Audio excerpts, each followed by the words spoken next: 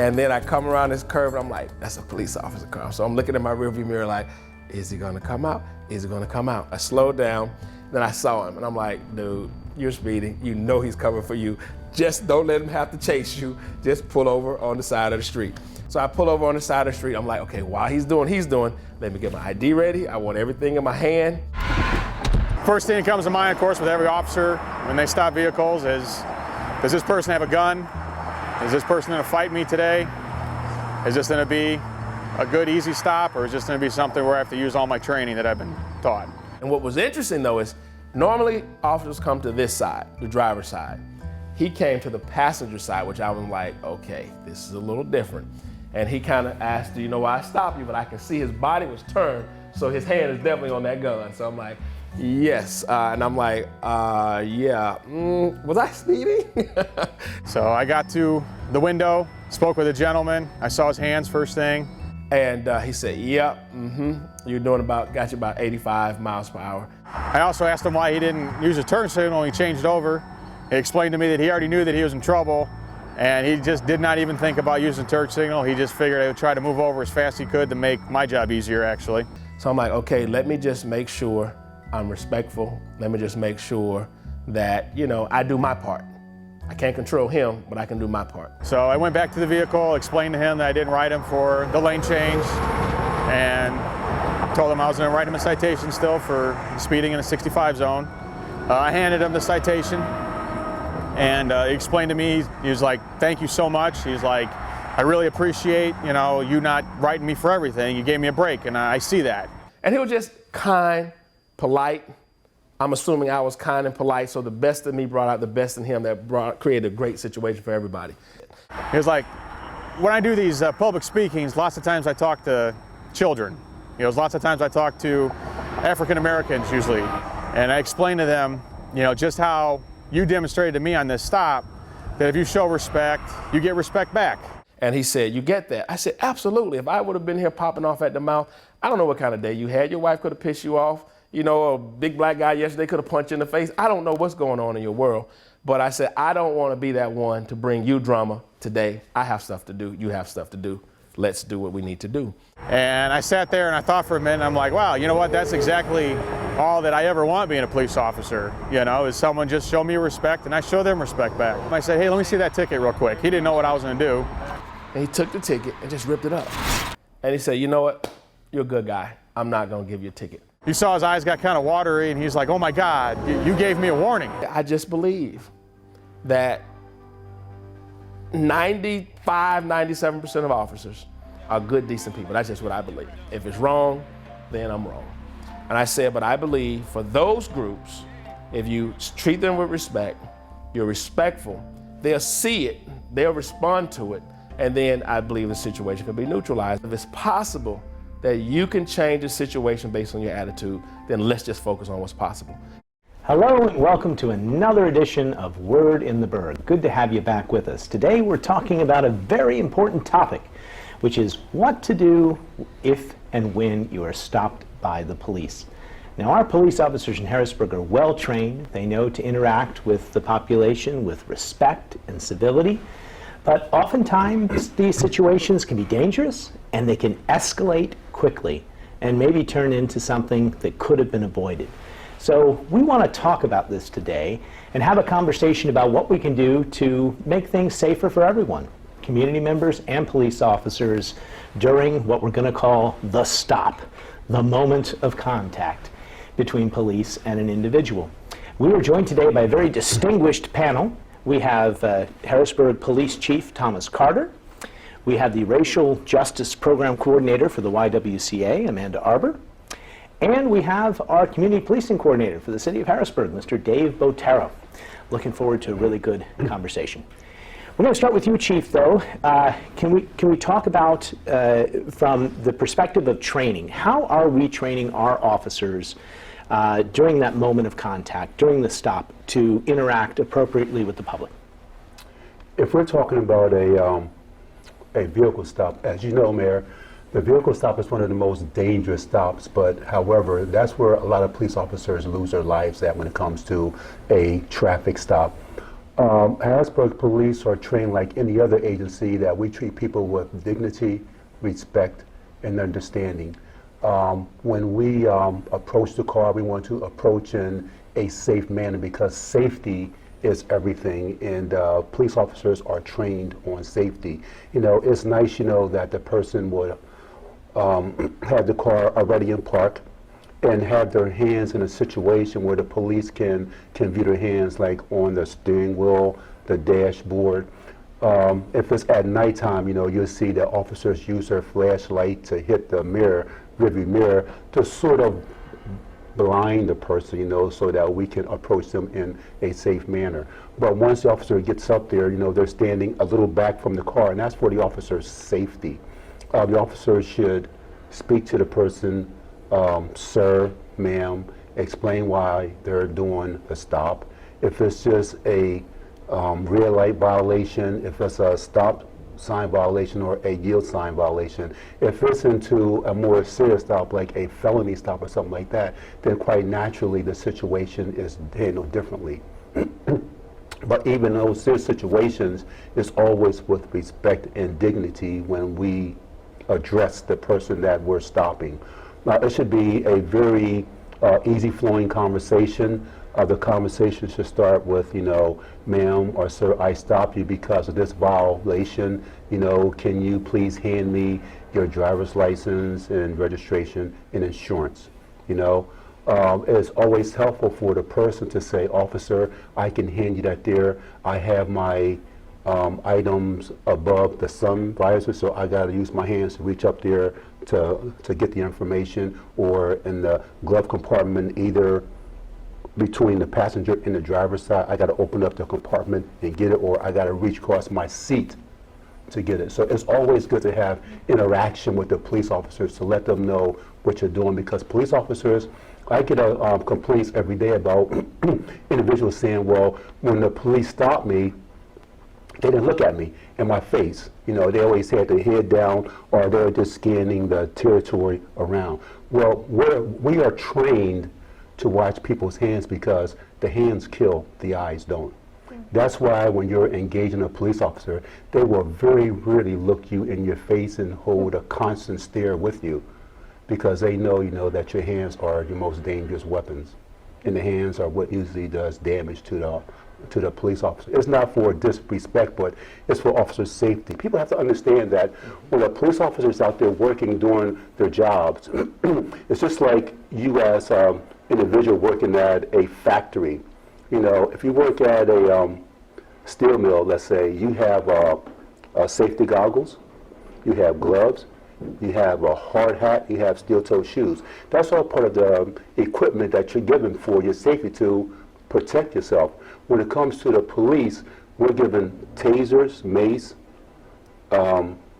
batons, and guns. Those are safety tools for us, you know, and that's how the public has to start looking at it. You know, we're not there to do you any harm.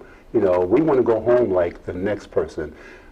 I haven't talked to a police officer yet that wants to get into a physical confrontation with anyone, because first of all, we get injured like everybody else. We got to be hospitalized, you know, and you know, we don't want that. We want an easy exchange of information between us and the person that we are stopping. If it's an encounter on the streets, again, it depends on what kind of encounter it is. We can be looking for someone with the same clothing description, you know, you have one. You know, it could have been a robbery, a shooting, or, you know, a serious felony act, you know, that just happened. So officers are a little more cautious, and so, you know, their tone of voice may be a little more pointed and directed to that person, you know. And after they find out who you are, you're not the person, you know, that they're looking for, then the de-escalation should start. They should say, I'm sorry, you know, for stopping you, but the description, you know, that we got, you know, you match, and so we're just trying to find out, you know, who you are, you know, thank you for your time, and they should let that person go. I think that's really good advice, and I think starting with an emphasis on one's hands is a good point to begin the conversation. You're bringing the perspective of the officer into it, which is important, and I'm not sure that everyone, when stopped for any type of violation, would necessarily know that it is important to show your hands, to keep them visible, and to do something like you recommended, which is to ask and say, I need to get this, I'm going to have to reach over and get this out of the glove compartment, or I need to do this. You have to communicate those things. Otherwise, a sudden movement like that could lead to a rapid escalation. And I think it is important to put yourself in the perspective of the police officer. They have to hold their body in a certain way, look at certain things. They may not be looking at you directly in the eye, and that's an important part of this dialogue and conversation. Tell me, Chief, though, as a follow-up, if you do get somebody and they're not behaving maybe the way that would be wise, their hands aren't out, what does the officer do to sort of take that to the next step without it getting out of control? What would be the proper level of response to somebody who is not following directions? During a traffic stop, I like using traffic stops because they are sometimes the most deadly stops. Mm-hmm. The officer, again, should say, sir, ma'am, can you please show your hands, and explain themselves why, this is a traffic stop. I don't want anything else here to happen. If they're not complying, then the officer should get on the radio and call for backup. But 9 times out of 10, when we do a traffic stop, especially if it's in a secluded place, location in the city, or if it's dark outside, you're going to have officers who aren't on other calls responding to the traffic stop, because of the fatalities that we had, while doing traffic stops.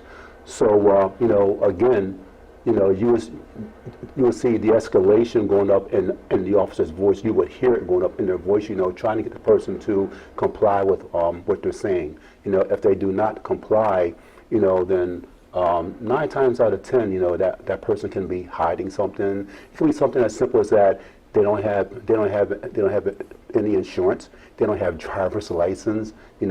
The car could be stolen, or the most serious things, it could be some sort of contraband in the car. It could be drugs. It could be a firearm. And those are reasons why, compliance isn't usually going on between the officer when they're talking to an individual. Or it could be something as simple as the person's embarrassed because they were speeding, or they did go through the stop sign. They're nervous, they're anxious, they're angry. Maybe their kids are in the back of the car. I mean, there are all sorts of circumstances which make this moment of the stop such a potentially volatile time. Let me turn to you, Dave.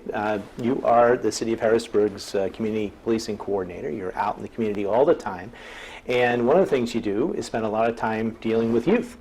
Do you personally talk to youth about the stop and what they should do when they come into contact with police officers? Yes, absolutely, all the time. There are multiple opportunities, whether it's with our churches or at schools, during sports activities. There's always an opportunity to speak with our youth. And it's also important to understand, at least for our viewers, that we can't put the youth onto one definition. We have to kind of understand that there's different levels and different ways that we can speak with them.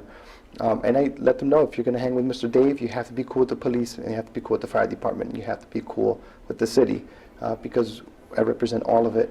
And if they have any types of questions, there's always an opportunity to invite an officer to come in. For the younger ones, the conversation is simple. They want to know all about the badge and the uniform and the vehicle and the dogs.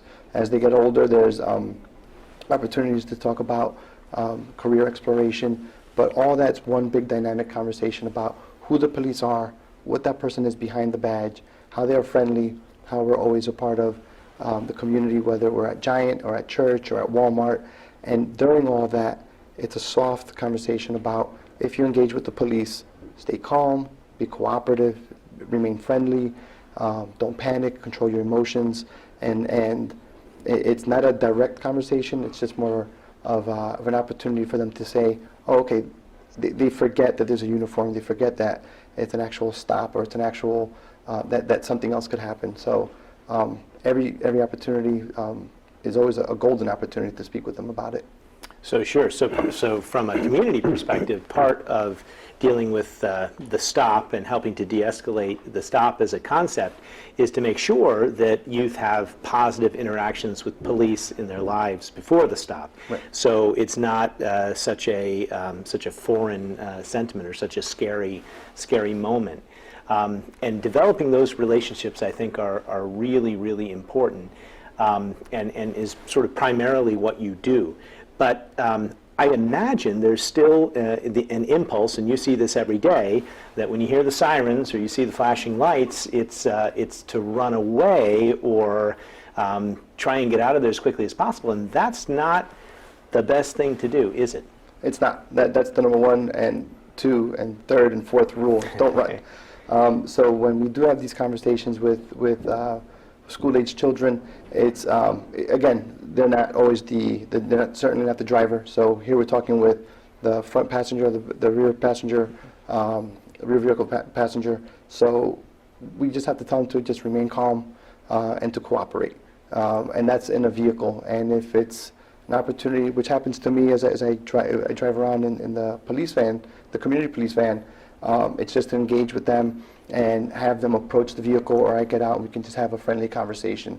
But yeah, we tell them, don't run. There's nothing to be gained if you run, and there's everything to be, every bit of an opportunity to establish a relationship when you stop and you engage with the officer. So we don't get much resistance with that type of conversation. And we should probably talk about the police van for a minute too, because that's sort of, it's similar to this. You are proactively stopping people with the police van on a regular basis, but in those instances, it's to offer them a ride or to tell them about something that's happening. It's a positive stop. Can you talk a little bit more about how you use the van? Absolutely. So it's non-emergency, and precisely to your point, we're offering rides because it's cold, or it's about to rain, or it is raining, or it's too hot, or you're clearly waiting for the bus and you have a lot of grocery bags with you. I picked up a woman last week that was frantically chasing the bus as it passed her, and she was an older woman, so I beeped gently and waved, and she needed a ride to her job and didn't have a cell phone to call it in, so I gave her a ride. Non-emergency calls where, for example, a student a few weeks ago he missed the school bus, and a neighbor called the police, and instead of pulling a police officer that's actively involved with something else, or another citizen, I was able to swing by and give the student a ride to school, which was from Hall Manor all the way to Uptown. So just having that type of engagement, because when the community police van picks up the student, it's the entire Harrisburg Police Department picking up that student. And in that particular case, that student was very grateful. The parent later on was incredibly grateful, and it's one positive interaction, and it's a big thanks to the entire bureau. So, and that's kind of I purposely do not take red lights. I stop for a long time at the stop signs, because the minute I do something, some type of violation, the entire police bureau makes that violation, and they'll say such and such about that police officer. So I'm extra cautious with that. But the idea of the van is to be engaging and to be friendly, to be interactive, and to offer support anywhere, and anytime that we can. Great. And I'm going to turn to you now, Amanda, and let's talk a little bit about the racial justice program at the Y, because as if the stop wasn't stressful enough, let's now talk about race and how that plays into the stop, and in both directions. And in Harrisburg, where we have been fortunate to have the Y as a means of diversity training for our officers, certain techniques and tools can come into play that can counteract that. But you have a predominantly white police force and a majority minority population. And that in and of itself is going to lead to different perspectives, different fears, different understandings. And what does the YWCA do to sort of try and get at that root cause of the misunderstanding? Absolutely. So the YWCA's racial justice programs flow directly out of our mission of eliminating racism, empowering women, and promoting peace, justice, freedom, and dignity for all. And so we really started to see partnerships with law enforcement as a important piece of that eliminating racism part of our mission about 2 years ago, when we started having conversations initially around racial profiling and talking about how could we work together with law enforcement to take proactive steps to prevent something that we know happens across the country. And that work and those conversations took on added importance after Ferguson. But we had already been planning for several months at that point for law enforcement training that Harrisburg Police Department participated in, as well as over a dozen other police departments in our region, really looking at how do we prevent racial profiling, how do we build cultural competency because we are an increasingly diverse community, and how do we address those tensions that are certainly caused. It's not uncommon to have a predominantly white police force and policing a community of color. That happens in many urban areas across the country. But we really appreciate our partnership with law enforcement here in Harrisburg, who has been a very close partner from the very beginning of these conversations. And so we really took the step to put together this law enforcement training. And from the law enforcement officers in the room, we heard, you're training us, but when are you going to train the community? And so we took that to heart and really started the second prong of our approach, which was community outreach and education, which is what we've been working on for about the last 9 months. We've been developing a what to do when stopped by police brochure as part of the work of the Criminal Justice and Community Relations Task Force that the YWCA convenes. And that task force has both community partners and law enforcement partners at the table, including Harrisburg Police Department, Pennsylvania State Police, PA Office of Attorney General, PA Inspector General, U.S. Attorney's Office, U.S. DOJ. So we really used the law enforcement expertise to inform the content of this brochure, as well as the community perspective and input from the community leaders at that table. And so we're looking at, this is in its final stages of review and finalization, and so we'll be putting this out very widely in the community, and are also working with Harrisburg Police Department to build a curriculum around it so that David and the officers can go into schools and use this content, use a presentation and interactive activities to build on what they're already doing, so that the information is available, particularly for youth and particularly for youth of color in our community. Oh, I think that's just terrific, and I've had a chance to see your brochure, and I think it's a wonderful brochure. It'll be very useful. You've got 5 main points Yes. on the brochure and on the card that you can carry in your wallet or in your pocket or on your dash. Why don't you walk us through those? Sure. So the first is knowing your rights. So we want to make sure people in the community, as well as particularly young people, know what their rights are, because we know the reality is sometimes they will encounter a situation where they feel that their rights may be violated, and so they need to know kind of how to identify that. So that's the first part. Secondly, controlling emotions. I think David had mentioned that, and you as well, that when you're in that situation, being able to stay cool, stay calm until if you need to do something afterwards, that's the place to do that. Third, cooperating with the officer. Really, like has already been said, at the side of the road or at that stop is not the place to get into an argument. It's really the intent to make sure both parties get home safe. Third, not to say or do anything threatening. I know for me it was a huge realization in working with law enforcement to understand that hands, that you were talking about, how hands are what is most dangerous to law enforcement. And as a civilian, I had never realized that before I started to be part of these conversations. But things like that and understanding what law enforcement perceive as threatening, which a lot of us don't know because we haven't stood in that perspective, been in that situation. So just helping them to understand those types of things. And then in all caps, do not run, as we've been talking about. Certainly it's a natural instinct to run if you're afraid, especially if you may have had a negative interaction with police before, but that ends up making you look suspicious, and so that's certainly something that we're encouraging young people to, staying put is the best way to stay safe is one of the lines that we include in the brochure. Yes, and I think it's helpful to, Obviously, it's paying dividends already, your work with the police department, but also recognizing that when you have the stop, this is it's the goal of both parties to get home safely, the police officer and the individual, and we need to recognize that. It's not necessary, it doesn't have to be confrontational. Knowing your rights also means knowing that the police have the right to pull you over, and Exactly. and so I think the brochure and all the work that the Y is doing has been really, really helpful in Harrisburg. Chief, I'm going to return to you. We're down to our final moments, but let's talk about some advice for parents. What role should parents play? Just as we talk about the stop, I know there's also, of course, the talk. And what would you recommend for advice for parents in dealing with their children or their young adults that need advice on with regard to this issue? I know that back when I was growing up, I had two parents, that taught me, that respect your elders, respect everyone. And if the police officers stop you, look at them and give them your name, the information, that they're asking for. Because police officers are there to help you, not harm you. So I always looked at police officers as being helpful to me.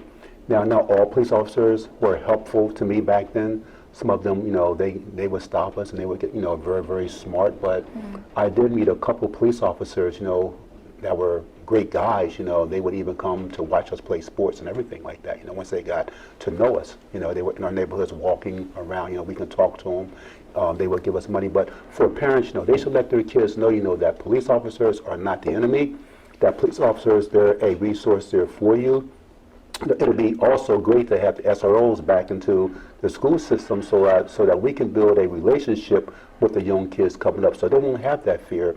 So they can choose occupations like public safety, be EMS, fire, police occupations. Those are honorable occupations. Like right now, nationwide, there's a shortage of police officers, especially people of color. And if parents, especially the parents of color, would talk to the young men, the young women, and tell them to go into the occupation, we wouldn't have the shortage. We wouldn't have the tension between law enforcement and people of color that we have right now.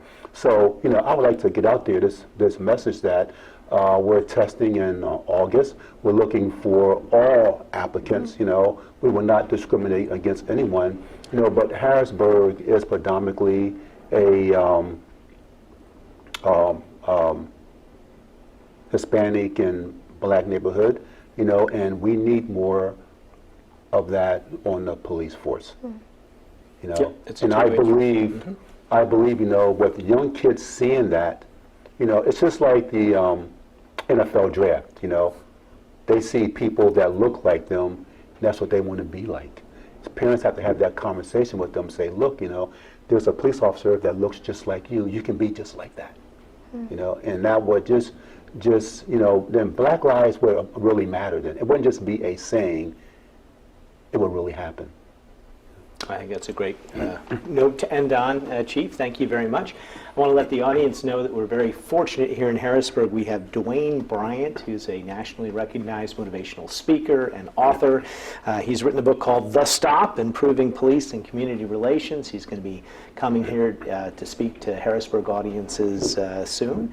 Thanks for watching another episode of Word in the Burg, and until next time, this is Mayor Papenfu saying goodbye.